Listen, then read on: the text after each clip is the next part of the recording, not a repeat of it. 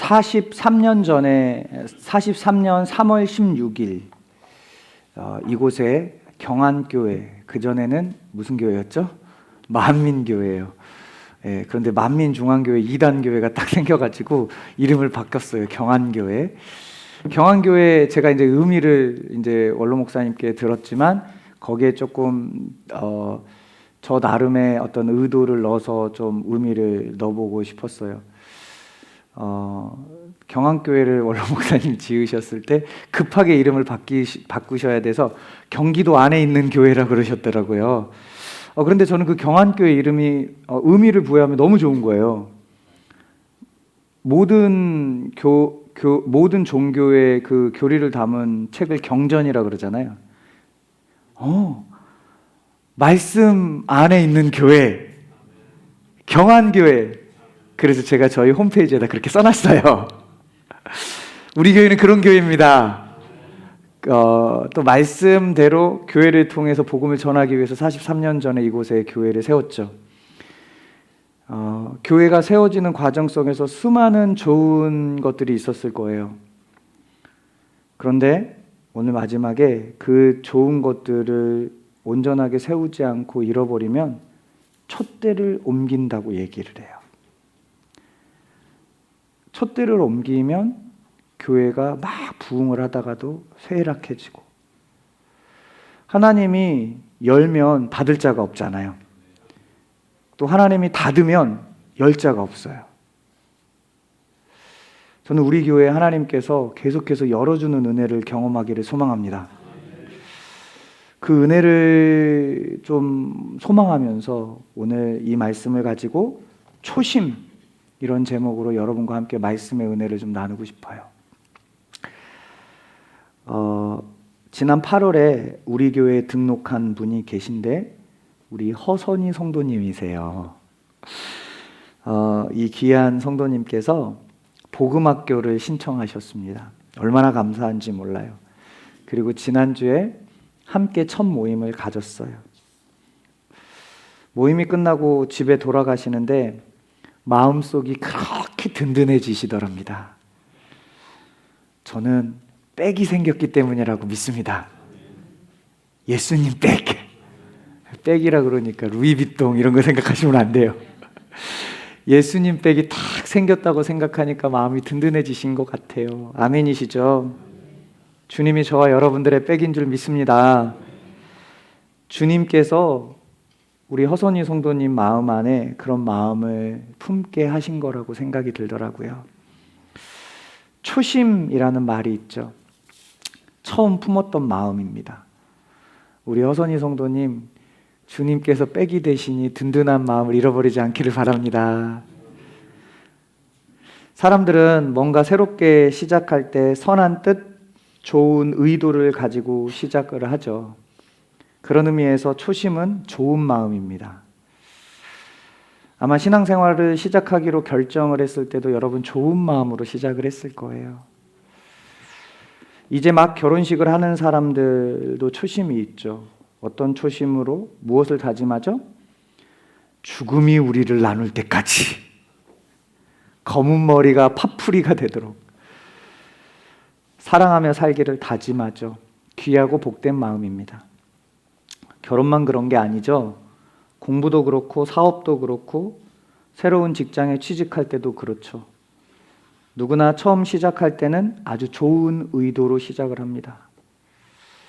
목회도 마찬가지예요. 처음부터 불손한 마음으로 목회를 하는 사람은 없습니다. 어제 제가 집회를 갔다 왔는데 그 집회 대표 목사님이 답답해 하시면서 그런 얘기를 하시더라고요. 목사님, 요즘에는 사꾼 목자도 귀해요. 사꾼 목자는 삭 받은 대로 목양을 하잖아요. 그런데 삭 받아놓고 목양을 안 하는 목사들이 너무 많아요. 그러면서 그 얘기를 하는데 요즘 시대가 그런 시대가 돼버렸구나. 그런데 목회자들이 처음부터 그런 마음을 가진 분은 없겠죠. 거룩하고 순수하고 좋은 의도로 교회를 개척하고 사역을 시작했을 거예요. 그리고 그때 평생토록 신실한 종으로 살기를 다짐하며 목회를 시작했을 겁니다. 그게 목회자들의 초심이죠. 그러니까 당연히 저도 초심이 있겠죠. 저는 고등학교 때 은혜를 받고 예수님이 너무 더 알고 싶었습니다. 그래서 목사님한테 제가 가가지고 목사님 저 신학교 갈래요 그랬습니다. 근데 목사님이 기특했던지 너 목사 될래 이런 게 아니라 잘했다 그러면서 원서 써주셨어요. 신학교는 목사가 원서를 써줘야 되거든요. 그런데 1학년 때 학교 갔는데 맨날 교양 수업만 듣는 거예요.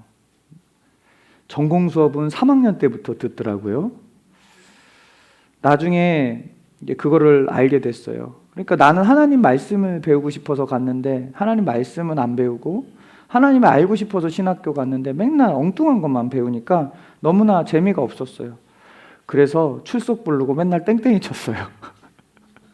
맨 뒤에 앉아가지고 가방은 뒤에 입구에 딱 놓고 교수님이 부르면 네 하고 조용히 나가서 농구하고 축구했습니다. 제가 얼굴이 괜히 까매진 게 아닙니다. 우리 고등학생, 중학생 친구들 대학 가면 나도 저래야지 그러면 안 됩니다. 그래도 제가 군대 갔다 오고는 여러분 과에서 수석하고 그때부터 막 공부만 했어요. 도서관에서 살았어요.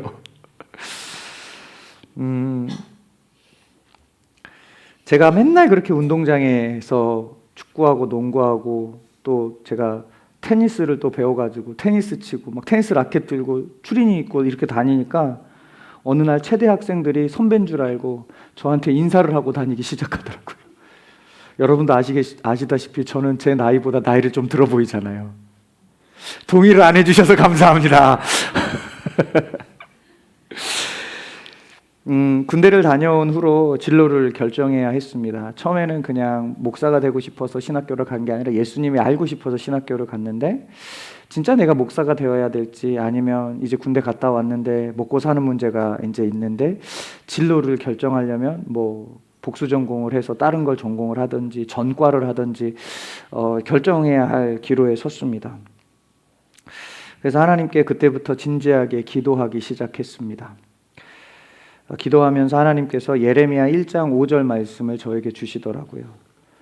내가 너를 모태에서 짓기 전에 너를 알았고 네가 배에서 나오기 전에 너를 성별했고 거룩하게 구별했고 너를 여러 나라의 선지자로 세웠노라. 그래서 제가 열방을 품고 선교의 마음을 쏟는 겁니다. 하나님께서 이 말씀을 딱 주시는데 제가 그 말씀을 받자마자 하나님 앞에 이렇게 얘기를 했습니다. 하나님, 제가 이렇게 목사님들의 삶을 옆에서 지켜보니까 설교가 그렇게 많은 것 같아요. 그런데 여러분, 하나님, 저는 설교를 못할 것 같아요. 근데 하나님께서 제 마음에 그런 마음을 주시는 거예요. 성경 그 한 절만 보지 말고 좀 더 봐봐. 성경 봐봐. 그리고 성경을 딱 봤더니 예레미야 1장 6절에서 예레미야하고 저랑 똑같은 말을 하는 거예요. 저는 아이라 하나님의 말씀을 선포할 수가 없어요. 그렇게 말하는 거예요, 예레미야가. 그러면서 이 예레미야에게 하나님께서 예레미야 1장 7절에 이렇게 말씀을 하시는 거예요. 너는 아이라 말하지 말고 내가 너를 누구에게 보내든지 너는 가며 내가 내게 무엇을 명령하든지 너는 말할지니라.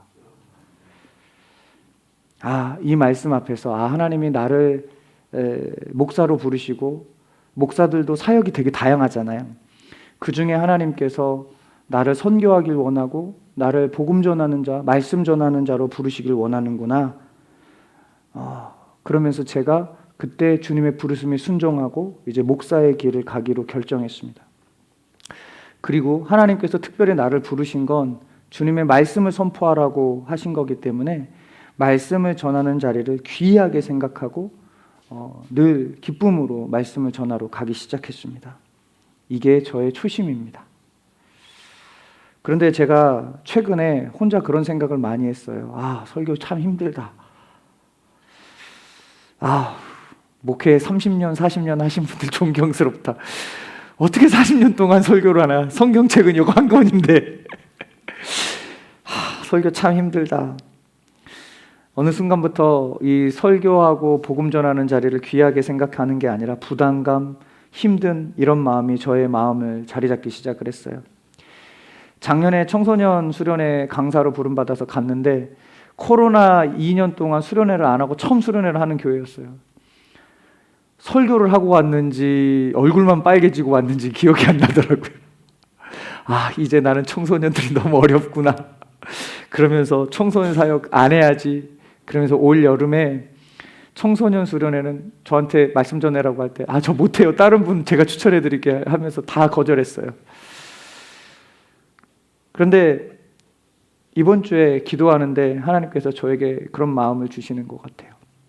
네 초심 어디 갔니? 네 초심 어디 갔니? 나 너 말씀 전하라고 불렀는데 왜 누구는 전하고 누구는 안 전하고 너 왜 그러니? 주님께서 이렇게 저를 책망하시는 것 같은 거예요. 어느새 초심을 잃어버렸어요. 귀하고 복된 이 자리를 부담감으로 갖기 시작하고. 여러분, 초심을 지키는 게 참 어려운 것 같아요. 결혼식장에서 갖고 있었던 초심, 그 초심을 잃지 않는다면 부부가 이혼할 이유는 없을 거예요. 싸우긴 하겠죠. 왼수 같겠죠. 하지만 그럼에도 불구하고 그 초심을 지키고 있다면 금방 화해할 수 있을 거예요. 사업을 해서 돈을 많이 벌어도 초심을 잃지 않으면 타락하지 않을 수 있습니다. 목회를 처음 시작했을 때 마음 그대로 간직하고 말씀을 준비하고 성도님들을 양육한다면 교회가 얼마나 은혜롭겠습니까? 성도들 세례 받고 구원의 감격, 처음 막 그 감격 속에 들었을 때 그 주신 처음의 은혜, 처음 마음, 그 순수한 열정과 감사함을 가지고 살아간다면 교회마다 천국의 향기가 막 드러날 거예요. 그런데 그게 어려워요. 여러분, 사람은 누구나 잘해보고자 하는 마음들이 있죠. 그러나 우리는 잘할 능력이 부족합니다. 오늘 우리가 읽은 말씀은 너무나도 유명한 말씀이죠. 첫사랑을 회복하라 그러면 꼭 이 말씀 붙들고 하는 말씀이죠. 우리 한 번 더 우리 4절 5절을 같이 읽어볼까요? 시작. 그러나 너를 책망할 것이 있나니 너의 첫 사랑을 버렸느니라. 그러므로 어디서 떨어졌는지를 생각하고 회개하여 처음 행위를 가지라. 만일 그리하지 아니하고 회개하지 아니하면 내가 내게 가서 내 촛대를 그 자리에서 옮기리라. 아멘. 여기서 나오는 처음 사랑, 우리가 많이 알고 있는 그 처음 사랑, 이 처음 사랑이 뭘까요?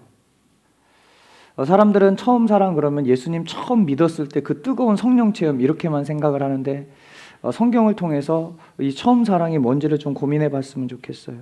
이 처음 사랑이 무엇인지 알 수 있는 단서가 우리가 읽은 5절에 나오는데요. 처음 행위입니다. 처음 행위. 근데 행위는 하나잖아요. 근데 원어 성경에 보면 복수로 쓰여져 있어요. 그러니까 행위들이겠죠. 여러 가지 행위들이 주님을 향한 처음 사랑이었다라는 거예요. 이 말씀은 2장, 요한계시록 2장 위에 보면 머리글로 나왔죠. 어디에 보내는 말씀이라고 나와요? 에베소 교회에 보내는 말씀이라고 나오죠. 그러니까 지금 이 말씀은 어떤 교회를 향한 말씀이냐면 에베소 교회를 향한 말씀이에요. 이 에베소 교회에 말씀하셨다는 건 에베소 교회가 가지고 있었던 처음 행위들이 있었다라는 거죠. 그 행위가 뭐냐면 사도행전 19장 9절에서 10절에 보면 사도 바울이 2년 동안 에베소 교회에 있는 두란노 서원에서 말씀을 전하는 이야기가 나와요. 그러니까 이 두란노 서원은 당연히 에베소 교회가 있는 지역에 있었겠죠. 그때 이 19장 9절에서 10절에 보면 이런 말씀이 있어요. 아시아에 사는 자는 유대인이나 헬라인이나 다 주의 말씀을 들었더라. 그 에베소 교회가 있었던 지역이 소아시아, 오늘날 터키 지역이거든요. 그런데 그 지역이 그 지역에 있었던 유대인들 그리고 헬라인들, 그러니까 전통 유대인들과 이방인들이 그곳에 살던 사람들이 바울로부터 2년 동안 말씀의 가르침을 받았더라, 이런 얘기입니다. 여러분, 성경은 수많은 사본으로 쓰여져 있는데요. 어떤 사본에 의하면 2년 동안 그 바울이 말씀을 가르칠 때 어떻게 가르쳤는지에 대한 기록이 있는데 이런 기록이 있어요. 매일 5시부터 10시까지. 그러니까 성경에 5시부터 10시까지. 그러니까 5시부터 10시까지라 그래서 우리나라로 5시부터 10시까지는 아니고 우리나라식으로 시간을 계산해 보면 오전 11시부터 오후 4시까지 매일 2년 동안 성경을 가르쳤다고 기록하고 있는 거예요. 점심시간 1시간을 빼면 매일 4시간씩 2년 동안 성경을 두란노 서원 에베소 교회가 있는 지역에서 가르쳤던 거예요. 여러분, 우리는 주일 예배 때 제가 말씀을 조금 길게 해서 한 35분, 보통 평균 30분 정도 배우죠. 1년이 52주니까 주일 예배만 참석하시는 분들은 시간으로 따지면 1년 365일이 8,760시간인데 8,760시간 중에 시간으로 따지면 1년에 딱 24시간 말씀을 배우는 겁니다. 많이 배우는 겁니까? 그에 비해서 바울이 에베소 교회 두란노 서원에서 2년 동안 매일 4시간씩 말씀을 전하고 배우면 주일 예배를 참석한 사람들이 몇 년 동안 배워야 될 말씀을 배운 거냐면 100년 동안 배워야 될 말씀을 2년 동안 배운 겁니다. 그러니까 엄청나게 말씀을 많이 배웠다는 거죠. 바울이 2년 동안 매일 4시간씩 성경을 가르치면서 에베소 교인들은 그만큼 성경을 많이 배운 겁니다. 바울이 말씀을 가르치면 에베소 교인들이 마치 스펀지가 물을 빨아들이듯이 그 말씀을 막 빨아들이는 거예요. 말씀을 빨아들이면서 에베소 교인들이 처음 믿으면서 그들이 처음 행위들이 드러나기 시작을 합니다. 여러분, 말씀을 배우면 자연스럽게 여러분 뭐 하고 싶어요? 예배하고 싶지 않으세요? 그러니까 이들이 예배라는 행위를 하기 시작을 합니다. 은혜를 받으면 그래서 가장 먼저 나타나는 변화가 예배입니다. 예배가 달라져요. 우리 장이가 수련회 가기 싫다 그랬대요. 처음에 하루 전날까지. 내가 왜 가야 돼? 그런데 수련회 가는 첫날 엄마한테 전화해가지고 엄마 오길 잘했어. 그래서 수련회 일주일 딱 지나고 예배하는 첫날 제가 딱 봤더니 장이가 이러면서 찬양하더라고요. 주님의 말씀이 들어오면 제일 큰 변화는 예배가 달라집니다. 그래서 예배를 보면 그분이 말씀의 사람인지가 보이는 거예요. 이들이 말씀이 들어오니까 예배가 이제 온전하게 예배 행위가 세워지기 시작하고 달라지기 시작해요. 그리고 예배를 드리면 예배만 드립니까? 찬양하죠. 찬양의 행위가 달라져요. 우리 손들고 찬양하는 분 아무도 안 계셨는데 제가 오고 5년 만에 손들고 찬양하는 분들이 많잖아요. 또 찬양하다가 기도하는 분도 계세요. 찬양의 행위가 달라져요. 왜 그러죠? 말씀에 그렇게 하라고 나와서 그래요. 기도가 달라집니다. 옛날에는 막 달라고만 기도하다가 이제는 하나님의 영광을 위해 기도하고 하나님 나라를 위해서 기도합니다. 또 모이면 예배 끝나면 우리 뭐예요? 밥 먹잖아요. 에베소 교회도 야, 집에 가서 밥 먹지 말고 우리가 같이 밥 먹자. 또 어떤 분은 막 간식도 싸와요. 그러다 보니까 에베소 교회 안에 자연스럽게 어떤 행위들이 많아지기 시작하냐면 예배, 기도, 말씀, 교제 이런 것들이 살아나는 행위들이 막 나타나기 시작했어요. 이것이 처음 행위들입니다.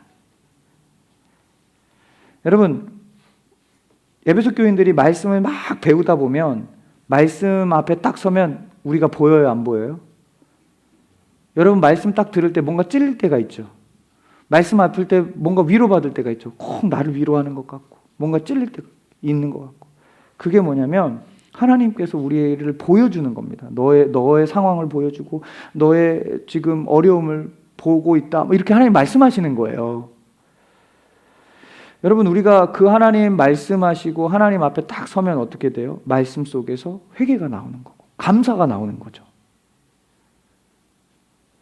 회개하고 감사가 나오는 삶은 자연스럽게 삶을 어떻게 되냐면 돌이키게 돼요. 내가 하기 싫은 영역이 있어도 감사함으로 하게 돼요. 자아를 죽이고 자신을 부인하니까 하기 싫은 일도 하게 돼요. 옛날에는 설거지 하기 싫었는데 설거지해요. 옛날에는 상 닦기 싫었는데 상 닦아요. 옛날에는 화장실 청소하기 싫었는데 교회에서 화장실 청소 함께 하는 거예요. 이런 일들이 에베소 교회 안에 막 일어나기 시작을 한 거예요. 사도행전 19장 19절에 보면 에베소 교인들이 5만 드라크마에 해당하는 마술 서적을 불태우는 이야기가 나와요. 한 드라크마는 얼마냐면 노동자 하루 품삯이에요. 5만 드라크마의 가격인 마술 서적을 하루아침에 불태워요.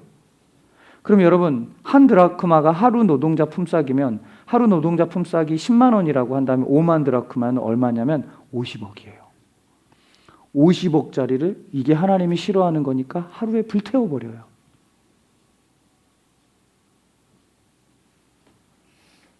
단호한 순종을 한 거죠. 이것이 에베소 교회의 처음 행위들이고 하나님을 향한 첫사랑이었어요. 그게 에베소 교회가 가진 초심이었습니다. 에베소 교회를 소개한 사도행전이 쓰여질 때가 언제냐면 AD 60년을 전후로 합니다. 오늘 본문인 요한계시록이 쓰여질 때는 AD 90년을 전후로 합니다. 시간상으로 30년의 공백이 있죠. 계시록이 쓰여진 이유가 있습니다. 이 요한계시록이 왜 쓰여졌냐면 이 당시 이 이스라엘과 이 지중해를 근간으로 한 이 지중해를 중심으로 육지 600km는 로마라는 나라가 다 점령하고 있었어요. 이 로마의 이 당시 그 요한계시록이 쓰여졌을 때 이 로마의 황제가 누구였냐면 도미티아누스 황제라는 사람이었어요. 이 도미티아누스가 자신을 신으로 만들고 싶었어. 자신 스스로 신으로 추앙받기 위해서 어떤 정책을 펼치냐면 나를 섬기지 않으면, 나를 신으로 인정하지 않으면 경제활동을 못하게 한다라는 칙령을 내려요. 그럼 여러분 먹고 사는데 여러분 경제활동을 해야 되잖아요. 회사를 다녀야 될 거 아닙니까? 근데 회사를 다니려면 어떻게 해야 되냐면 로마 황제를 신으로 인정을 해야 돼요. 근데 문제가 있어요. 이걸 인정하면 그리스도인들은 뭘 인정하냐면 그 우상을 신으로 인정하게 되는 거예요. 우상 숭배하는 거예요. 선택의 기로에 섰습니다. 우상 숭배를 하고 눈 딱 감고 우상 숭배하고 경제활동하고 먹고 살 것인지 아니면 신실하게 믿음을 지켜나갈 것인지. 신실하게 믿음을 지켜나간 사람들은 가난하게 살기 시작합니다. 예수 믿으면 부자 된다고요? 어디 성경에 그런 얘기가 나왔어요? 부자 될 수도 있고 안 될 수도 있어요. 그런데 이왕이면 부자 되세요? 근데 요한계시록적 상황에서는 이들이 믿음을 선택해 하면 어려워졌어요. 반대로 믿음을 그냥 대충 적당히 하고 눈 딱 감았을 때 이들은 경제활동했어요. 아마 여러분의 삶 가운데서도 이런 결정의 시기가 있을 겁니다. 아니 어쩌면 지금 그런 결정을 하고 계신 분들이 계실 거예요. 저는 여러분들에게 도전하고 싶어요. 믿음의 걸음을 걸을 수 있기를 축복합니다. 그런 자들에게 주님이 생명의 면류관을 주신다고 약속하셨어요.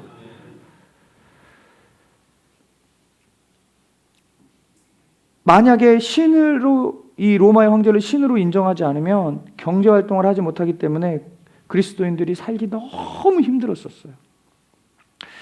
사도행전의 에베소 교회의 두란노서원에서 성경을 배울 때 사람들은요 예배도 뜨겁고 기도도 뜨겁고 우리 공동체 간의 사랑도 굉장히 뜨거웠습니다. 그런데 이 요한계시록 30년이 지나고 요한계시록적인 배경에서 도미티아누스 황제가 말도 안 되는 정책을 펼치니까 이로 인해서 교회에 갈등이 일어나기 시작을 해요. 왕을 신으로 인정하며 우상숭배하면서 경제활동을 할지, 왕을 신으로 인정하지 않고 경제활동하지 못하고 어려움 가운데 살지 결정하는 이야기들을 오가다 보면 갈등이 일어날 수밖에 없었겠죠. 한쪽은 왕을 신으로 인정하고 경제활동하자. 한쪽은 왕을 신으로 인정하면 안 된다. 우리는 믿음을 지켜야 된다. 이러면서 서로 갑론을박막 얘기하면서 막 갈등이 일어나기 시작합니다. 어려운 상황이죠. 이런 갈등 속에서 사람들이 30년 전에 에베소 교회 두란노 서원을 중심으로 누렸던 처음 행위들을 서서히 잃어가기 시작했던 거예요. 예배도 식어가고, 기도도 식어가고, 사랑도 식어가고, 헌신도 식어가고, 봉사도 식어가기 시작합니다. 이런 에베소 교회를 향해 하나님은 요한을 통해서, 오늘 이 본문 말씀을 통해서 이렇게 말씀하시는 거예요. 처음 행위를 잃어버린 너희여, 처음 사랑을 잃어버린 너희여, 회개하고 초심을 회복하라.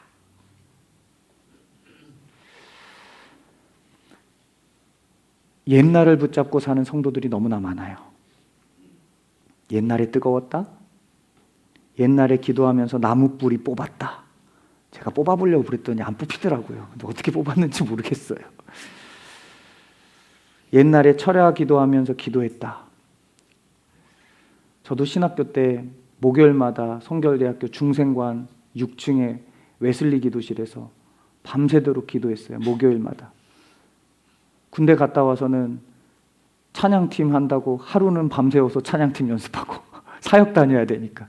그리고 하루는 밤새워서 기도했어요. 지금은 못하고 있어요. 옛날에 봉사 많이 했다. 옛날에 철야 기도했다. 옛날에 말씀 많이 읽었다. 옛날을 붙잡고 사는 성도들이 너무나 많아요. 그런데 지금은 어떻습니까? 지금도 뜨겁습니까? 지금도 그렇게 기도하고 있습니까? 지금 그렇게 헌신하고 있습니까? 지금 그렇게 말씀 보고 계십니까? 지금 성령 충만하십니까? 모든 것은 기초가 중요하죠. 다른 말로 초심이 중요합니다. 부부가 왜 헤어집니까? 성격이 안 맞아서요? 아니요. 성격은 결혼할 때도 안 맞았습니다. 달라서 좋아했던 사람들이 어느 순간부터 달라서 서로를 미워하고 원망하고 정죄하기 시작합니다. 부부가 헤어지는 이유는 초심을 잃어버렸기 때문 아니에요? 최근 한 연기자의 떠들썩한 마약 사건이 있죠. 대부분의 연기자들은 신인 때 단역만 해도 그렇게 기뻐한다고 해요. 그러다가 주인공으로 발탁되면 자신이 그동안 쌓았던 내공을 담아서 혼신의 연기를 합니다. 오직 연기에만 집중해요. 그런데 초심을 잃어버린 거예요. 초심을 잃어버리니까 연기가 아닌 엉뚱한 것이 보이기 시작해요. 여러분, 사람들이 초심을 잃어버리는 이유가 무엇일까요? 마음을 지키지 못했기 때문입니다. 성경은 이야기하죠. 무릇 지킬 만한 것이 무엇이라 그러죠? 너희 마음이라고 말씀합니다. 아담과 하와는 하나님께 불순종하는 선택을 함으로 초심을 잃어버렸어요.